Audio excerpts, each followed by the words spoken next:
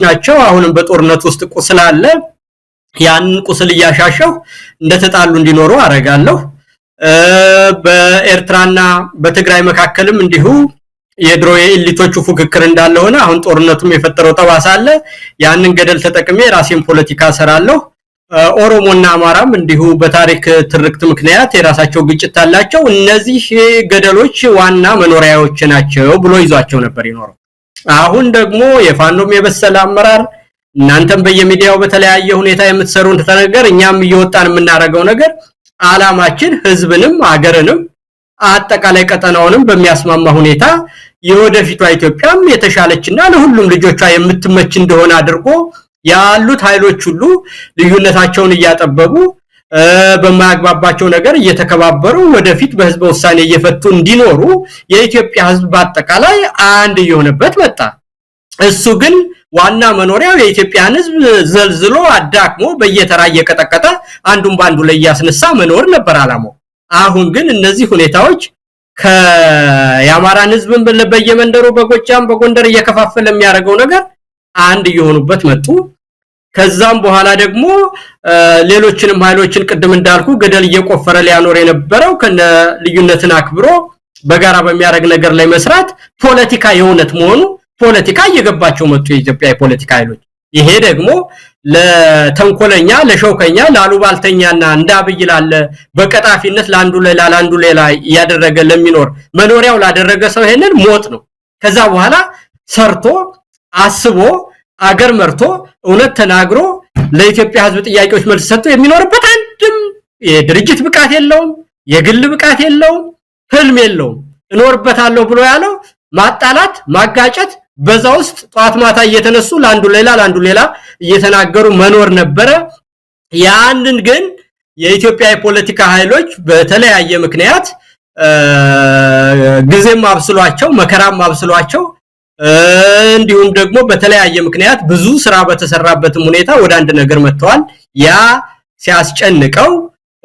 ይሄንን ተስፋ የቆረጠ ነገር ይዞ መጥቶ ጠላትና ጠላት ሊያረጋቸው ፈለገ ሞኝህን ፈልግ ነው አሁን በአጠቃላይ ያ ጊዜ አልፎ አሁን ሌላ ምዕራፍ ላይ ነው የምንገኘው ያማ ጊዜ አልፎ አንድ ላይ መስራት ተጀምሮ እንዴት በጋራ መፈጸም እንዳለበት ታውቆ ያንንም ደግሞ ያለ ማህበረሰባት ሁሉ ደግፈውት የተለያዩ ሚዲያዎች ሁሉ እየሰሩት ስለሆነ ያንን ምዕራፍ ዘግተን ወደፊት ማሰብ ፈልገናል እንግዲህ ሽንት በሽንት ቢያረግም የአረብ ኤሚሬቱ ሰውዬ እንደሚያረግ ያርግህ በለው መሳይ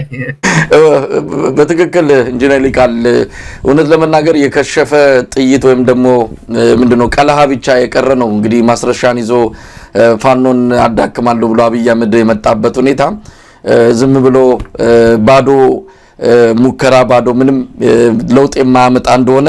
በግልጽ እየታየ ይገኛል ግን ያው የመጨረሻው ሰዓት ላይ እንደው እድል ካለ እንደው መበታተን መከፋፈል የምንችለው ኃይል ካለ በሚል ነው ሙከራ ያደረገ ያለው ምክንያቱም ከዛ ተሻግሯል አንተ እንደገለጽከው አሁን አፋድና አፋባህ ወደ አንድ ገብተዋል እኮ የመጨረሻው ያንድነቱን ብስራት ሊነግሩን እኮ በዋዜማ ላይ ነው የሚገኙት አሁን እንደም ሌሎችም ካሉ ታነሰዋል ጥንቃቄ የሚያስፈልጋልና ሌሎችም ካሉ እዛ ላይ በጣም ጥንቃቄ የሚያስፈልገው የሆነ መዝረክረክም ካለ እሱን ክፍተቱን የሚደፍኑበት ሁኔታ መኖር አለበት ማስረሻ ሰጠኝ በመጨረሻው ሰዓት የሱ ሚና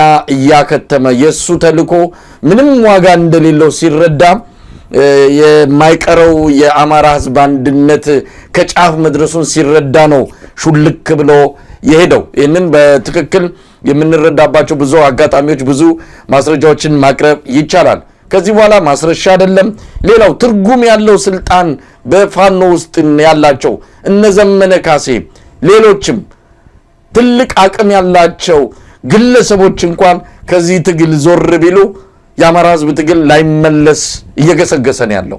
እንኳን አይደለም ማስረሻ ባፋድ ራሱ 6ኛ ነው 7ኛ ደረጃ ላይ ባለ ስልጣን ላይ የተቀመጠ ግለሰብ ይቅርና እላይ አናት ላይ ያሉት ሰዎች ራሱ ሄደው ከአረጋ ከበደ ጋር ቢጨባበጡ እንኳን ያማራ ትግል ላይ ቀለበስ እየሄደ ነው ከመጨረሻው ምዕራፍ ላይ ደርሷል ስለዚህ ይሄንን እያዩ እያጓሩ እየጮሁ እየወጡ ነው ያሉት ባንዳዎችም ተላላኪዎችም በአሁን ሰዓት ቦታ የላቸውም ለዚህ ነው በጊዜ ሹልክ ብሎ ወደ እናት ቤቱ የሄደው ማለት ይቻላል። ማስረሻ ሰጠኝ ስንጠብቀው ነበር መግለጫ ይሰጣል ብለን ያው የተጠበቀውን ያደረገው። ስለዚህ ሁሉን ነገር በልኩ መናገር ያስፈልጋል። ሌሎች በማስረጃ ያዝናቸውን ለጊዜው እንተውና አሁን ያሉትን ነገሮች ብቻ እናነሳለን። እንደ ወደ አፍሪካ ህብረትና ኢጋድ እንምጣ። የኢትዮጵያ ህዝብ እነዚህን ተቋማት እንዴት ነው መመልከት ያለበት? እነዚህ ተቋማት ምንድን ናቸው? አንድን ግለሰብ ከአንድ አገዛዝ ጋር ለማስታረቅ ሚና አለን ብለው መግባታቸውና ስማቸው ተጠቅሶ መጠራታቸው እውነት ለመናገር ለአፍሪካ ህዝብ ትልቅ ውርደት ነው። የኢትዮጵያ ህዝብ ግን ይህንን ነገር መዝግቦ መያዝ ያለበት እንደሆነ ነው ማምነው። ኢንጂነር ይልቃል። እንግዲህ እነዚህ ነገሮች ሁለት ነገር ነው መሳይ። ቅድም አንድም ጠቆም አድርገህ ያለፍከው ከዚህ በኋላ የትግሉ ሂደት የት ይገኛል፣ የቀሩና ከሱ ጋር ተልከስከሰው ያሉ አሁንም ዝቃጮች ካሉ ምን ይሆናሉ የሚለው በፋኖ ውስጥ የሚያሳየው ነገር አለ። ሁለቱን ነገሮች አብረን እናያቸው። አንደኛው ነገር ቅድም እንዳልከው የአማራ ህዝብ ንቅናቄ ነው። በዚህ ንቅናቄ ውስጥ አጠቃላይ ህዝብ ብዙ የተነሳበት ስንት ነገር በየመንደሩ አድጋ ያላበቁ ወጣቶች የሞቱበት ከ5 እስከ 7 ሚሊዮን ወጣቶች ከትምህርት ቤት የቀሩበት በእያንዳንዱ ትምህርት ቤቶች ከ800 በላይ ትምህርት ቤቶች የተቃጠሉበት ከዛም በኋላ የወታደር ካምፕ የሆኑበት በሺ የሚቆጠሩና በ10 ሺዎች የሚቆጠሩ ሴት እህቶቻችን የተደፈሩበት ንግድና ስራ የጠፋበትና ይሄንን ሁሉ እንቀይራለን ተብሎ 100 ዓመት የተጋገረ ነገር የአማራ ህዝብ ጥርሱን ነክሶ የገባበት አጠቃላይ ህዝባዊ ንቅናቄ እንጂ እንደው አንድ ግለሰብ ወደዚህና ወደዛ ስለሄደ የሚለወጥ ነገር የለም። ይሄ ምንም መታወቅ አለበት። ሰዎች አንድም ነገር ቢኖር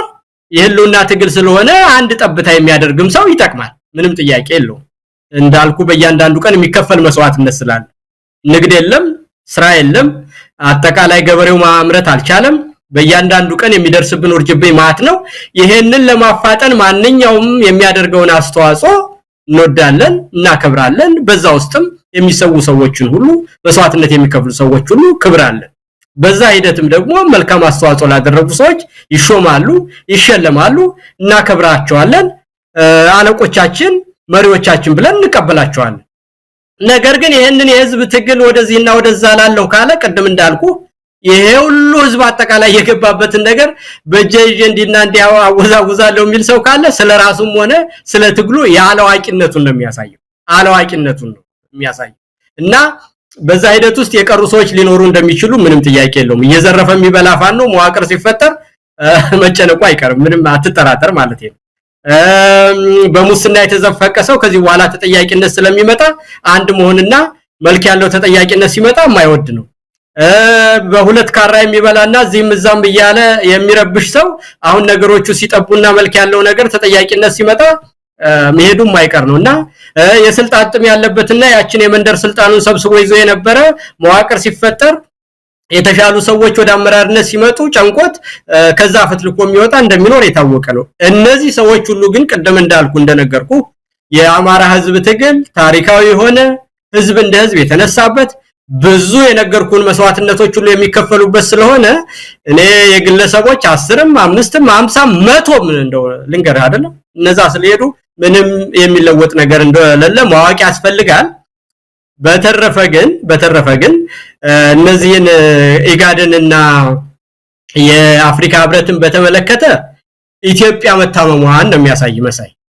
ኢትዮጵያ ክብር ባለው ሁኔታ ባለች ጊዜ ኢትዮጵያ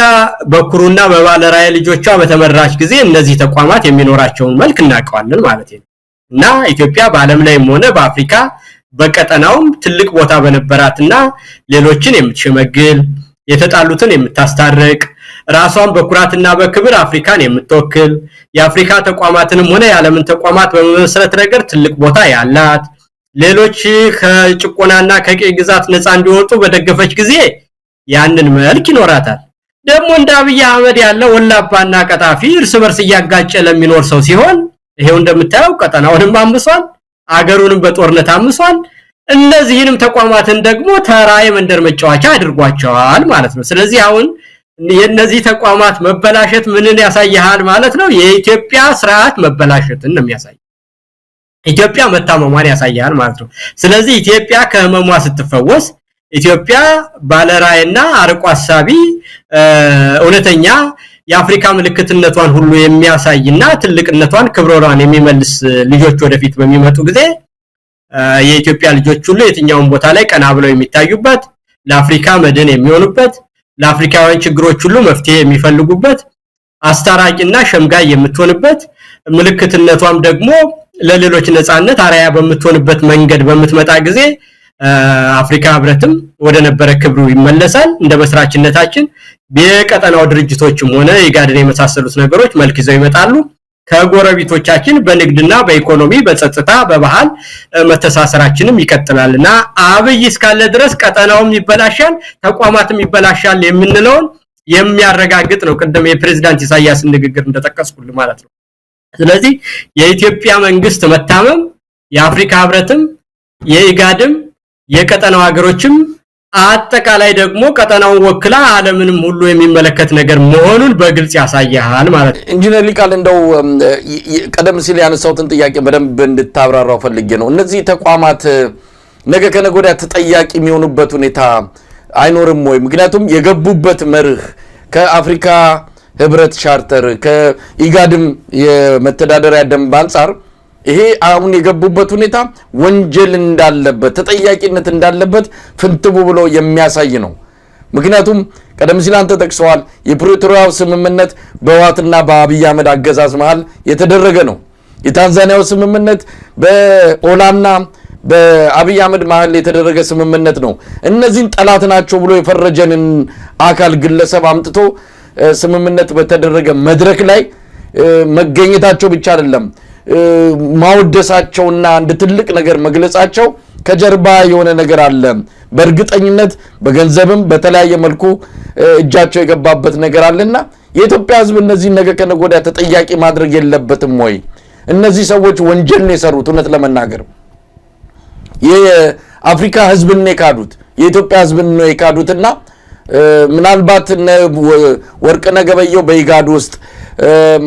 ብርጋዴር ጀነራል ኃይሉ ጎንፋ በአፍሪካ ህብረት ውስጥ ቦታ ስለያዙ ለአብይ አህመድ ሰርተዋል አለም እነዚህ ግለሰቦችም ተጠያቂ የሚሆኑበት እንደ ተቋምም የአፍሪካ ህብረትም ኢጋድም በኢትዮጵያ ህዝብ ዘንድ ነገ ከነገ ወዲያ ጥያቄ የሚነሳበት ሁኔታ መፈጠር አለበት በጣም የሚያሳፍሩ ተቋማት ናቸው እውነት ለመናገር በጣም ያሳፍራሉ ነገ ከነገ ወዲያ በዚሁ ከቀጠሉኮ አብይ አህመድ ሲጠራቸው ባልና ሚስትን ሁሉ ለማስታረቅ መምጣታቸው የማይቀር መሆኑን የሚያሳይ ነገር እኮ ነው ያሳዩን ያሉትና እስቲ እዚህ ላይ እንደው በእነዚህ ተቋማት ላይ ነገ ከነገ ወዲያ ኢትዮጵያ ህዝብ ምን አይነት አቋም መያዝ አለበት እንግዲህ የሰሩት እንዳልኩ የግለሰብ መጫወቻ መሆናቸውን ያሳያል መሳይ በአጠቃላይ አብይ በወንጀል ከተጠየቀ ከሱ ጋር በተያያዘ ሁኔታ የሚጠየቁ ይኖራሉ ከዛ በኋላ ደግሞ የአፍሪካ ህብረት እንዲህ ያለው ያልተገባ ነገር ውስጥ በመግባቱና ከፋፋይ በሆነ አጀንዳና ያንድን የፖለቲካ ፍላጎቱን ለማስፈጸም አንድ በህዝብ የተጠላና ወንጀለኛ የሆነ ስርዓት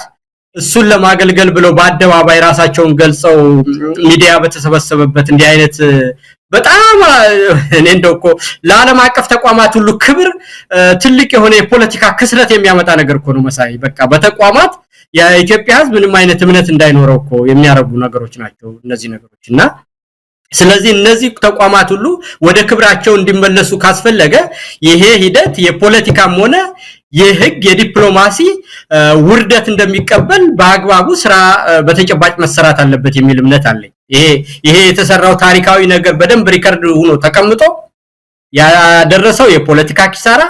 ያደረሰው የህግ ኪሳራ ያደረሰውም ደግሞ ወንጀል አጠቃላይ